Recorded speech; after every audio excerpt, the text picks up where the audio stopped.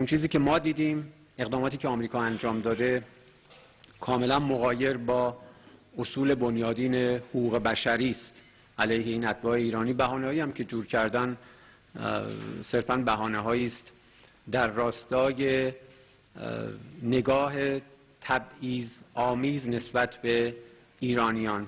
خیلی هم تعجب نکنید وقتی که مقامات آمریکایی با چنان تعابیری در مورد ایرانیان صحبت میکنند، وقتی صحبت از بین بردن تمدن ایرانی میکنند و ملت ایران رو با تعابیری خطاب میکنند که من اینجا واقعا شرم دارم از تکرارش و فقط میشه گفت که این تعابیر زیونده خودشون هست. خب خیلی تعجب نکنید اگر اتباع ایرانی رو در اونجا مورد آزار و اذیت قرار بدن. پرستیوی. Thank you very much for the opportunity. During the Islamabad talks, we saw a bizarre and frankly unprecedented piece published in the Washington Post, which is known to be one of the radical American outlets. The article was notably amplified by head of the Foundation for Defense of Democracy, a well-known anti-Iran and pro-Israel advocacy group. The piece essentially threatened Iranian negotiators with assassination if they didn't cater the terms dictated by the U.S. president. On top of that, a journalist also reported that the flight had to change course due to a credible assassination threat. We would like to know what your read this is on this situation. خیلی ممنونم. همزمان با مذاکرات اسلام آباد شاهد انتشار عجیب و بی سابقه یک یادداشت در یکی از رسانه‌های تندرو آمریکایی واشنگتن پست بودیم که توسط رئیس بنیاد ضد ایرانی و صهیونیستی به اصطلاح دفاع از دموکراسی در صفحه خودش بازنشر کرد و مذاکره کنندگان ایرانی رو در صورتی که تن به توافق ندن تهدید به ترور کرد و همچنین یکی از فعالان رسانه‌ای این گزارش رو خبر داده که پرواز به دلیل تهدید به ترور مسیر خودش رو تغییر داده. ارزیابی شما از این مقالات چی هست؟ خب این فقط یک مقاله نیست، این بیان یک خط فکری است، چون قبل از اون هم مقام‌های ارشد آمریکایی چنین موضوعی رو مطرح کرده بودند. ببینید شما حتی در قرون وسطا که جزو تاریک‌ترین ادوار تاریخی است، برای پیک‌های دیپلماتیک، برای فرستادگان کشورها و بخش‌های مختلف اروپا ارزش قائل بودید، مسئولیت قائل بودید. این که در قرن 21 اون هم توسط کشوری که مقر سازمان ملل متحد هست و کشوری که داعیه دموکراسی و حکومت قانون داشت، البته الان دیگه چنین داعیه هم ندارن، دیپلمات‌های یک کشور، مذاکره کنندگان کشور تهدید به قتل و ترور بشن، واقعا همه دنیا رو باید از خواب بیدار بکنه. کسانی که این بحث رو مطرح میکنن حتما اگر دادگاه عادلی وجود داشته باشه در یک محکمه عادل، باید به جرم ترغیب به خشونت و تروریسم دولتی مورد محاکمه قرار بگیرن، چون عملاً شما دارید بیان میکنید صراحتاً که مذاکره کنندگان یک کشور رو صرفاً به این دلیل که بر حقوق و منافع حقه ملت خودشون اصرار ورزیدند میتوانید ترور بکنید. هم خلاف همه اصول و قواعد حقوق بین الملل هست و هم مغایر با همه موازین انسانی و اخلاقی تمدن انسانی. بفرمایید. وقت بخیر آقای بقایی. با توجه به اینکه مقامات ترکیه تو این چند روز به صورت مستمر در مورد تمدید آتش بس گفتن که تا 65 یا 45 روز دیگه باز باید تمدید بشه، آیا جزئی تر از این آتش بس خبری به ما میدید؟ و اینکه با توجه به اعلام شروط ایران در دوره اول مذاکرات، آیا میتونید به صورت جزئی تر بگید که چه مسائل، کدوم و مسئله‌ای با پیشرفت نسبی تری جلو رفت و آیا در دور بعدی مذاکرات ما فقط روی موارد اختلاف قرار بحث بکنیم و همون شرایطی که حالا به صورت तर्जुमान ईरानी वजारत खारजा इस्माइल बकाई की news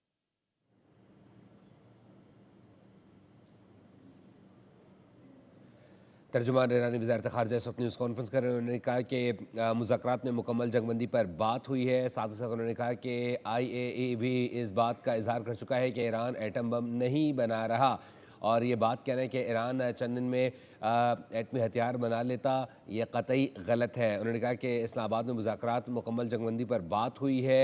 साथ ही साथ Iran जौहरी हथियारों में दिलचस्पी नहीं रखता। इस्माइल बकाई की जानिब से इस बात की तस्दीक की गई। उन्होंने कहा कि पैगामात का तबादला इस्लामाबाद मुज़ाकरे के बाद भी जारी है। पाकिस्तान के ज़रिए बहुत से पैगामात का तबादला हुआ है, और उन्होंने कहा कि ईरान जौहरी हथियारों में दिलचस्पी नहीं रखता। अब जो मुज़ाकरात होंगे वो मुकम्मल जंगबंदी के लिए ही होंगे। और तर्जुमान ईरानी वजारत खारजा इस्माइल बकाई इस वक्त न्यूज़ कॉन्फ्रेंस कर रहे हैं। उन्होंने कहा कि ईरान के हकूक़ पर समझौता नहीं किया जाएगा। ये बात कतई गलत है कि ईरान एटमी हथियार बनाने के करीब था। जौहरी सलाहियत को तवानाई के ज़रिए इस्तेमाल करना ईरान का हक़ है, और ईरान अपने हकूक़ पर कभी समझौता नहीं करेगा, ऐसा कहना था इस्माइल बकाई का। उन्होंने कहा कि आलमी एटमी तवानाई की जो एजेंसी है उसकी जानिब से भी इस बात की तस्दीक की गई है। साथ ही साथ उन्होंने कहा कि जंगबंदी के पहले मरहले के बाद मुतअद्दिद पैगामात भेजे गए हैं, जबकि उनकी जानिब से कहा गया कि पाकिस्तान के ज़रिए मुज़ाकरात के दौरान मुकम्मल जंगबंदी और पाबंदियाँ हटाने पर भी गुफ्तगू हुई है। पहला मुज़ाकरात का दौर कामयाब रहा है। उन्होंने इस बात की तस्दीक की कि जल्द ही दोबारा मुज़ाकरात के अमल को दोबारा शुरू किया जाएगा, जबकि उन्होंने कहा कि पहले मुज़ाकरात के अमल के बाद पैगाम रसानी का अमल जारी रहा है और मस्बत पेशरफ्त भी हुई है। पाकिस्तान के ज़रिए बहुत से पैगामात का तबादला हुआ है। ईरानी वज़ीर ख़ारजा इस वक्त के तर्जुमान जो है वो इस वक्त न्यूज़ कॉन्फ्रेंस कर रहे थे। उन्होंने कहा कि अब जो मुज़ाकरात होंगे वो मुकम्मल जंगबंदी के लिए होंगे। ईरानी वज़ारत ख़ारजा के तर्जुमान इस्माइल बकाई इस वक्त न्यूज़ कॉन्फ्रेंस कर रहे थे। उन्होंने कहा कि पैगामात का तबादला इस्लामाबाद मुज़ाकरात के बाद भी जारी है। जौहरी सलाहियत और तवानाई के सिलसिले में ये जौहरी सलाहियत इस्तेमाल करना ईरान का हक़ है, और ईरान कभी अपने हकूक़ पर समझौता नहीं करेगा। आलमी तवानाई एजेंसी भी इस बात का इजहार कर चुकी है कि ईरान एटम बम नहीं बना रहा।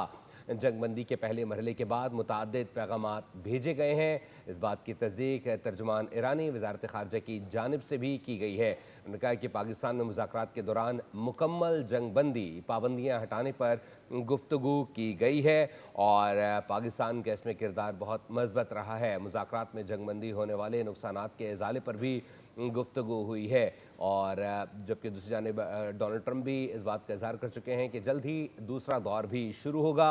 ईरान के बारे में ये कहना है कि चंद दिन में ये एटमी हथियार बनाने के करीब था, इंतहाई गलत बात है। तर्जुमान वज़ारत ख़ारजा ईरान की जानिब से इस बात का इजहार किया गया है। उन्होंने बात की तस्दीक की है कि उन्होंने कहा कि अब जो मुज़ाकरात होंगे वो मुकम्मल तौर पर जंगबंदी के लिए होंगे। तर्जुमान ईरानी वज़ारत ख़ारजा इस वक्त न्यूज़ कॉन्फ्रेंस कर रहे थे। उन्होंने कहा कि इस्लामाबाद मुज़ाकरात में मुकम्मल जंगबंदी पर बात हुई है, और पाबंदियों के खात्मे से मुताल्लिक भी बातचीत की गई है। जौहरी सलाहियत को तवानाई के लिए इस्तेमाल करना ईरान का हक़ है। ईरान कभी अपने हकूक़ पर समझौता नहीं करेगा। जंग से होने वाले नुकसानात के इज़ाले की भी बात की गई है। और साथ ही साथ उन्होंने कहा कि आलमी एटमी तवानाई की जो एजेंसी है वो भी इस बात की तस्दीक कर चुकी है कि ईरान एटम बम नहीं बना रहा। जंगबंदी के पहले मरहले के बाद मुतअद्दिद पैगामात भेजे गए हैं। और साथ ही साथ उन्होंने कहा कि पाकिस्तान में मुज़ाकरात के दौरान मुकम्मल जंगबंदी पाबंदियाँ हटाने पर गुफ्तगू हुई है। अब जो मुज़ाकरात होंगे वो मुकम्मल जंगबंदी के लिए होंगे। इस्लामाबाद मुज़ाकरात में जंग में होने वाले नुकसानात के अज़ाले पर भी गुफ्तगू की गई है। ईरान जौहरी हथियार बनाने में दिलचस्पी नहीं रखता, ऐसा कहना है तर्जुमान ईरानी वज़ारत ख़ारजा का। वो न्यूज़ कॉन्फ्रेंस कर रहे थे। उन्होंने इस बात की तस्दीक की है कि ये कहना है कि ईरान जौहरी हथियार बना रहा था, कतई गलत होगा।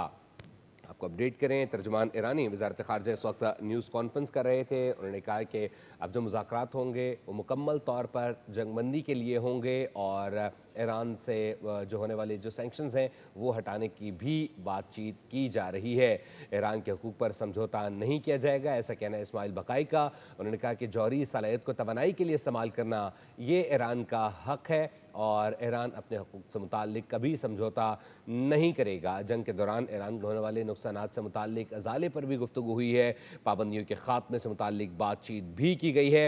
ईरान जौहरी हथियारों में दिलचस्पी नहीं रखता, ऐसा कहना है ईरान का। ईरान के वज़ारत ख़ारजा की जानिब से जो तर्जुमान है उन्होंने ये गुफ्तगू की है और जिसमें उन्होंने तस्दीक की है कि पाकिस्तान में होने वाले मुज़ाकरात जो है वो मस्बत रहे हैं और साथ ही साथ उन्होंने कहा कि जल्द ही इसका दूसरा दौर भी होगा और इस बात की उन्होंने तस्दीक भी की है कि ईरान को जो होने वाला नुकसान है जंग के दौरान उससे मुताल्लिक़ अज़ाले पर भी गुफ्तगू की गई है। ईरान लबनान की मज़ामत की हिमायत से पीछे नहीं हटेगा।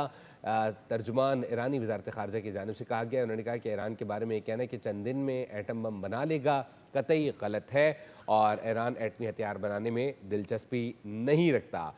आपको अपडेट कर रहे हैं। उन्होंने कहा कि पैगामात का तबादला इस्लामाबाद मुज़ाकरात के बाद भी जारी है और अब जो मुज़ाकरात होंगे वो मुकम्मल जंगबंदी के लिए होंगे। तर्जुमान ईरानी वज़ारत ख़ारजा न्यूज़ कॉन्फ्रेंस कर रहे थे। उन्होंने कहा कि पाबंदियाँ हटाने से मुताल्लिक़ भी पेशरफ्त हुई है और ईरान के हकूक़ पर समझौता नहीं किया जाएगा। जंग में ईरान को होने वाले नुकसान से मुताल्लिक़ भी उन्होंने कहा कि इसके अज़ाले से मुताल्लिक़ भी गुफ्तगू हुई है और जौहरी सलाहियत से मुताल्लिक़ उन्होंने कहा कि जौहरी सलाहियत को तवानाई के इक़दामात के लिए इस्तेमाल करने पर पाबंदी नहीं है और जंगबंदी के पहले मरहले के बाद मुताद्दिद पैगामात भेजे गए हैं और जल्दी दूसरा दौर भी उन्होंने कहा कि होगा और पाकिस्तान में मुज़ाकरात के दौरान मुकम्मल जंगबंदी और पाबंदियाँ हटाने से मुताल्लिक़ गुफ्तगू हुई है। तर्जुमान ईरानी वज़ारत ख़ारजा इस वक्त न्यूज़ कॉन्फ्रेंस कर रहे थे। उन्होंने कहा कि जंग से होने वाले नुकसानात के अज़ाले पर बातचीत की गई है और बाज़ाब्ता तौर पर ये पहली न्यूज़ कॉन्फ्रेंस है तर्जुमान ईरानी वज़ारत ख़ारजा की जानिब से जो कि जो इस्लामाबाद टॉक्स के बाद है पहली न्यूज़ कॉन्फ्रेंस उनकी जानिब से और जो अब तक की होने वाली पेशरफ्त है उससे मुताल्लिक़ उन्होंने अपडेट किया है। उन्होंने कहा कि ख़ित्ते में किसी भी किस्म की मुदाखलत कबूल नहीं करेंगे। ईरान के बारे में ये कहना है कि चंद दिन में एटम बम बना लेगा कतई गलत है। आलमी तवानाई की जो एटमी एजेंसी है वो भी इस बात की तस्दीक कर चुकी है कि ईरान एटम बम नहीं बना रहा। पाकिस्तान के ज़रिए बहुत से पैगामात का तबादला हुआ है और उन्होंने कहा कि अब जो मुज़ाकरात होंगे वो मुकम्मल तौर पर जंगबंदी के लिए होंगे। जबकि साथ ही साथ उन्होंने कहा कि ईरान पर लगी हुई पाबंदियाँ हटाने से मुताल्लिक़ भी गुफ्तगू हुई है और उससे मुताल्लिक़ मस्बत पेशरफ्त रही है। साथ ही साथ उन्होंने ये भी कहा कि जो अब तक जो पेशरफ्त रही है वो काफ़ी मस्बत रही है और जौहरी सलाहियत को तवानाई के लिए इस्तेमाल करना ईरान का हक है और IAEA भी इस्बत रही है। जबकि उन्होंने इस बात की तस्दीक की है कि इससे मुताल्लिक़ भी गुफ्तगू हुई है जो ईरान को इस जंग में नुकसान पहुंचा है उसके अज़ाले से मुताल्लिक़ गुफ्तगू की गई है। उन्होंने इस बात का इजहार किया है कि ईरान कतई तौर पर जौहरी जो उन्होंने